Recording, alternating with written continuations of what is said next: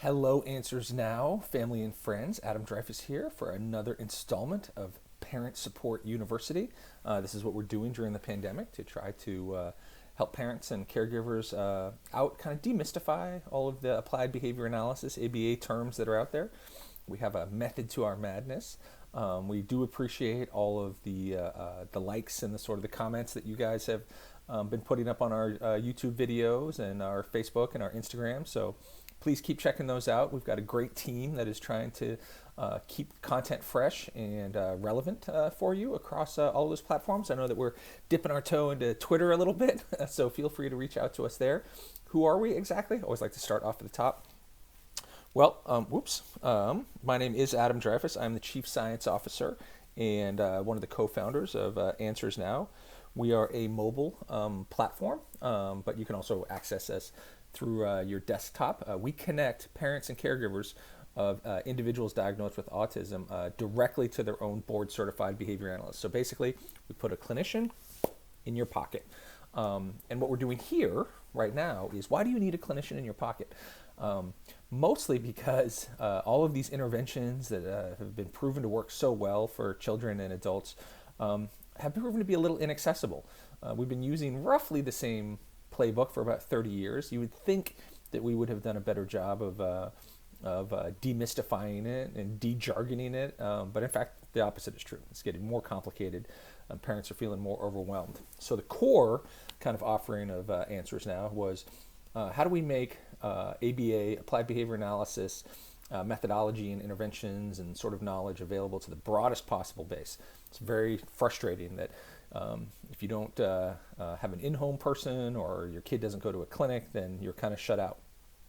So what the Parent Support University is about 10 years ago, a handful of universities, real universities, not just YouTube universities, came together and basically asked the question, what do we absolutely know helps individuals on the spectrum? So they compiled a list of evidence-based practices, and they published that list. And then they created these little learning modules around all of them, so you can learn at your own pace. You can go to the AFIRM website, AFIRM. That's where their modules are collected. Today we're going to be talking about self-management, which sounds really basic, mostly because it's a term that we use in everyday life. And I'll explain that in some detail and what it means for you and your child or the person that you are assisting at some point. So self-management is the topic of this week. All of us struggle with self-management to some extent, so it should be somewhat of an interesting topic. I do encourage you to go to our website, getanswersnow.com. That's all sort of together, no dots or, well, .com, and check us out a little bit more. We've got some information about our clinicians. We are taking insurance now, so you can find out if your insurance, if you're eligible for services. So we've got a couple of different ways that we've done connecting parents. Historically, we've done text-based support with some video components layered on top of that. But now we're delivering direct services. So we can work with your son and or daughter in the comfort of your home on a schedule that works for you through a telehealth platform that we've built. We're really excited about it. And you can find out more about that, and we're happy to demo it and show it to you. So we're broadening out what it is that we do and how we do it. That's how technology works. It goes crazy fast. So yeah, today we're going to be talking about self-management. And first, just think of self-management in your own terms, right? Most of us, this is what like a New Year's resolution comes in, right? Oh, I wish I could lose 25 pounds. My goal is to lose 25 pounds. My goal is to quit smoking. My goal is to not lose my temper as much. So you've embarked upon a self-management program immediately. Fortunately, for the rest of us, there's a lot of literature out there. There's been a lot of research on self-management techniques, things that you can, like one that's pretty common to everybody is, don't make your goal too big, right? So if I want to lose 30 pounds, I say, I'm going to lose 30 pounds in the next 6 months. By and large, that is not successful. But if you're like, hey, I'm going to lose a pound a month for the next 25 months, and then you figure out what environmental changes. You hear me say that quite a bit, environmental changes. It's really the key to behavior analysis is you've got this person, there's the environment around them. If they're not changing, then you change the environment, and that will change their behavior, either a little bit or a lot. That's sort of a ABA in a nutshell, how to change the environment to help solicit behaviors that are more useful for the person. So, right, quitting smoking, losing some weight. So you see, there's a lot of ways you can do that, right? You can use a calendar, you can use reminders, you can change the way that you do the shopping. It's the same idea when you're working with somebody on the spectrum. You select a goal that they can learn to self-manage, and we usually start with what we call adaptive living skills, right? Like brushing your teeth, washing your hands, showering yourself. These routines that the more independent they are in doing them, the bigger their life will be, if you can imagine that. So I think in those terms all the time, like how do I make an individual's life as big as possible? So right at that kind of the baseline, right? If you can't communicate, the two big ones, if you can't communicate very well and you can't take care of yourself, you're probably going to be in a pretty restrictive environment. You're going to need a lot of support, whether that's somebody because you're not toileted or you can't feed yourself, automatically a lot of support. So it shrinks your life down, right? Like there's not a whole lot of places that are going to change your diaper and feed you. You can't just roll into a McDonald's and by yourself and expect that level of support. So the more of those things that become independent, self-managed, the bigger the person's life is, the more independent they can live. Even if they are in end up in some sort of supported living for a good chunk of their life, the more independent they are in that environment, the more they'll be able to go out, the more they'll be able to have choices around what they eat, what they watch, what they read, what they engage in. So self-management's crucial. And it's something that if you're not consciously thinking about it, tends to fall by the wayside. Why? Because it's easier to do for somebody than to teach them how to do it. Like tying your shoes. Think of if you've got typically developing kids. Do you always tie your kids' shoes? Do you always make their lunches? Do you make their bed? Do you dress them? In my own experience, it has been informed by obviously my work with folks on the spectrum and individuals with disabilities. There's a great concept that I learned early on in my career called the dignity of risk. And it doesn't mean you're just going to go take somebody and put them in risk. What it means is you have to permit people to fail. And even in ABA, there's a lot of sort of talk and literature around concepts like errorless learning. Like the person doesn't even have a chance to get it wrong. And there's definitely a place and a time for that in a sort of in the pursuit of new learning.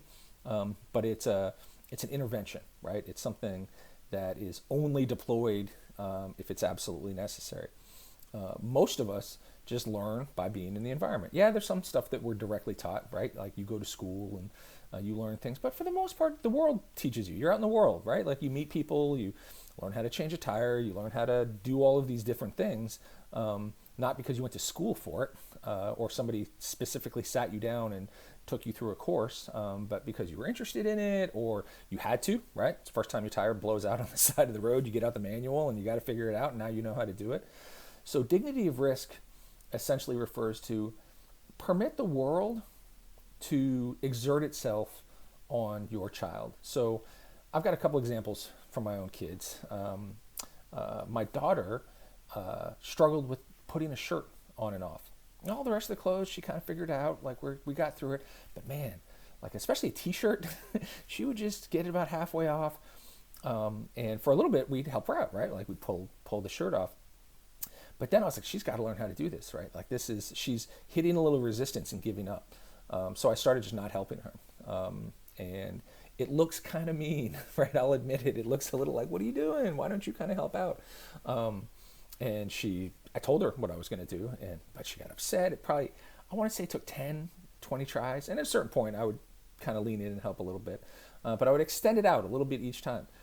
What you can't manufacture is that first time that she took the shirt off by herself. And she was all worked up and right, kind of upset, and then pop, off it came. And the look on her face was a look of accomplishment, of pride, of self-esteem, all of those things that you wish for your kid. You can't manufacture that by doing for them.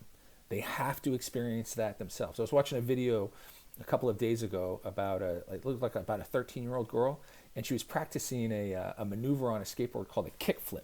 So Imagine I'm standing on this skateboard, and a kickflip is I kind of kick the back of the board, it pops it up, spins around, comes back down, and they land on it.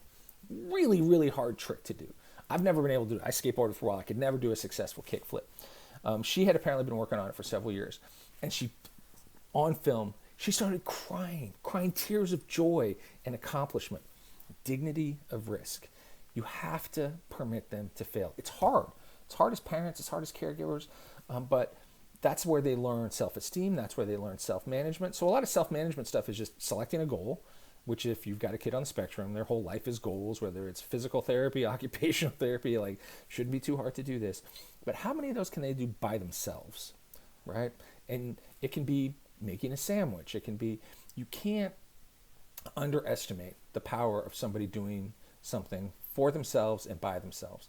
Of course, you don't want them to suffer unnecessarily, but there's no way to do it without it being challenging. There's no way to do it without it being hard, without some tears, without some struggles, without some giving up. But all of those are really important skills to acquire too, right?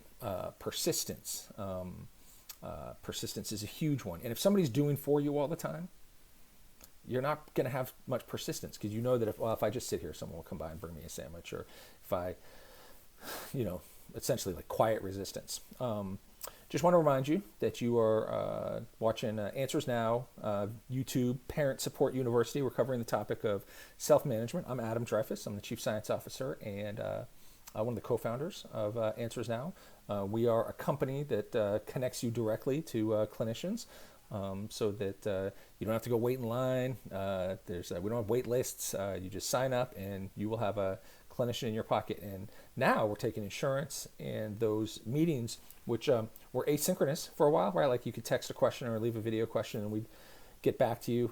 Now we're doing direct services into the home, just like other ABA providers. So we're excited to talk to you about that, or get you started with that. Go and get answersnow.com and check it out. Again, the topic is self-management, and self-management for children on the spectrum and adults on the spectrum is not that different than self-management for you and I. We tend to pick pretty difficult things to use for self-management, like I said, like weight loss or smoking cessation or any kind of difficult behavior. And that's good. That's a good way to think about it, because for our friends and family on the spectrum, it's hard. It's hard to learn how to do these things. And it doesn't take, just 5 times or 10 times. It can take hundreds and hundreds and hundreds of times. And you have to back off and back off and back off as they get better and better. And that's really painful for a lot of reasons. Sometimes it's just the emotional pain of watching a loved one it looks like they're suffering as they're kind of struggling. But the other is the pain of inconvenience, right? You've got someplace to be. Do you have half an hour to wait while they try to get their shoes on? Well, you should build in that time. You should build in that time so that you do have enough time so that it's not an imposition on you. So as you're working on self-management, you want to make sure you schedule in enough time so that they can experience the dignity of risk and learn how to do new things. And very rarely for one of our folks on the spectrum is it like the first time they do it, you're like, oh, I'm done. All right, they have it now. It wasn't that way with any of your kids that don't have autism, whether it's tying their shoes or learning how to cook or doing their homework or learning how to read. A good mindset to be in is like you're a coach, and coaches recognize that you go over things hundreds and hundreds of times. And even once they're so-called mastered, right? They're like, think about the last time you saw a football game, right? Professional football game. This is all these guys do. They get paid millions of dollars to do it. They're experts at it. And you're watching the game and you look on the sideline and the coach is showing them something. Now, 99 times out of 100, he's teaching them something that he's already taught them. During the middle of a game, usually you're not trying something new. That's not a good time in football to, hey, we've never done this before. Let's get these 11 guys to try something new. No, they're repeating the same stuff over and over and over. And that's really the key to any kind of sort of successful long-term learning, whether it's teaching, parenting, coaching, you name it. So self-management should be a singular kind of goal. I think of a better way of thinking of it is independent, right? What can they do independently? So definitely check that module out at the Affirm website, AFIRM. This falls under the umbrella of the National Professional Development Center and their evidence-based practices. But even more importantly, check us out at getanswersnow.com and feel free to check out our blogs. You can sign up for free. You can download the Answers Now app straight out of the Apple Store or the Google Play Store. Just type in Answers Now, no spaces, and away you go. Well, thank you very much for listening, and hopefully you and yours are doing well in this very challenging time. We will see you next week.